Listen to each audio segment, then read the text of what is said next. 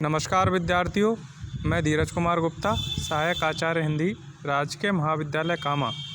आप सभी का हिंदी की ऑनलाइन शिक्षण कक्षाओं में स्वागत करता हूं। आज हम अध्ययन करेंगे भीष्म साहनी द्वारा रचित कहानी चीप की दावत। चीप की दावत कहानी के कथानक और विषय वस्तु का अध्ययन करने से पूर्व हम कहानी के लेखक के कृतित्व एवं व्यक्तित्व के बारे में जानेंगे। इनका जीवन परिचय। 8 अगस्त 1915 को रावलपिंडी, पाकिस्तान में जन्मे भीष्म साहनी आधुनिक हिंदी साहित्य के प्रमुख स्तंभों में से एक हैं। 1937 में लाहौर गवर्नमेंट कॉलेज लाहौर से अंग्रेजी साहित्य में एमए करने के बाद साहनी ने 1958 में पंजाब विश्वविद्यालय से पीएचडी की उपाधि हासिल की। भारत पाकिस्तान विभाजन के पूर्व अवैतनिक शिक्षक होने के साथ साथ ये व्यापार भी करते थे। विभाजन के बाद उन्होंने भारत आकर समाचार पत्रों में लिखने का कार्य किया। बाद में भारतीय जन नाट्य संघ इप्टा में जा मिले। इसके पश्चात अम्बाला और अमृतसर में भी अध्यापक रहने के बाद दिल्ली विश्वविद्यालय में साहित्य के प्रोफेसर बने। 1957 से 63 तक मॉस्को में विदेशी भाषा प्रकाशन गृह फॉरेन लैंग्वेज पब्लिकेशन हाउस में अनुवादक के रूप में कार्यरत रहे। यहाँ उन्होंने करीब 2 दर्जन रूसी किताबें, टॉल्स्टॉय, आस्ट्रावास्की इत्यादि लेखकों की किताबों का हिंदी में रूपांतरण किया। 1965 से 1967 तक 2 सालों में इन्होंने नई कहानियाँ नामक पत्रिका का संपादन भी किया। वे प्रगतिशील लेखक संघ और एफ्रो एशियाई लेखक संघ एफ्रो एशियन राइटर्स एसोसिएशन से जुड़े रहे। 1993 से 97 तक वे साहित्य अकादमी के कार्यकारी समिति के सदस्य भी रहे। भीष्म साहनी को हिंदी साहित्य में प्रेमचंद की परंपरा का अग्रणी लेखक माना जाता है। वे मानवीय मूल्यों के लिए हिमायती रहे और उन्होंने विचारधारा को अपने ऊपर कभी हावी नहीं होने दिया। वामपंथी विचारधारा के साथ जुड़े होने के साथ साथ वे मानवीय मूल्यों को कभी आंखों से ओझल नहीं करते थे। आपाधापी और उठापटक के युग में भीष्म साहनी का व्यक्तित्व बिल्कुल अलग था।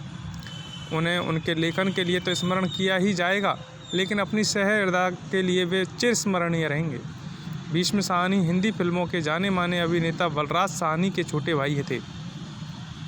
उन्होंने 1975 में तमस के लिए साहित्य अकादमी पुरस्कार, 1975 में शिरोमणि लेखक अवार्ड, 1980 में एफ्रो एशियन राइटर्स एसोसिएशन का लोटस अवार्ड, 1983 में सोवियत लैंड नेहरू अवार्ड, 1998 में भारत सरकार के पद्म भूषण अलंकरण से भूषित किया गया।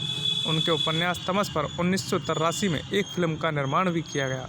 पाकिस्तान विभाजन को लेकर जो महत्वपूर्ण उपन्यास लिखे गए उनमें तमस, भीष्म साहनी के तमस को भी याद किया जाता है। जिस प्रकार कितने पाकिस्तान कमलेश्वर का याद किया जाता है, उसी प्रकार तमस को भी याद किया जाता है। इनकी रचनाओं में चीप की दावत, भाग्यरेखा, टॉल्स्टॉय की कहानियाँ, आस्ट्रोवास्की की कहानियाँ, तमस आदि उल्लेखनीय ख्याति प्राप्त रचनाएं हैं। कहानी का सार। अब जो हम कहानी पढ़ने जा रहे हैं उस कहानी का संक्षिप्त सार देखिए। मिस्टर शामनाथ के घर चीप की दावत थी। शामनाथ और उनकी धर्मपत्नी तैयारी में जुट गए। 5 बजते तैयारी मुकम्मल होने लगी। कुर्सियाँ, मेज, तिपाई, नैपकिन, फूल सब यथास्थान सेट कर दिए गए।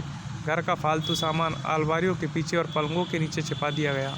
सहसा एक अड़चन खड़ी हो गई कि माँ का क्या होगा। यही कहानी की मार्मिकता है।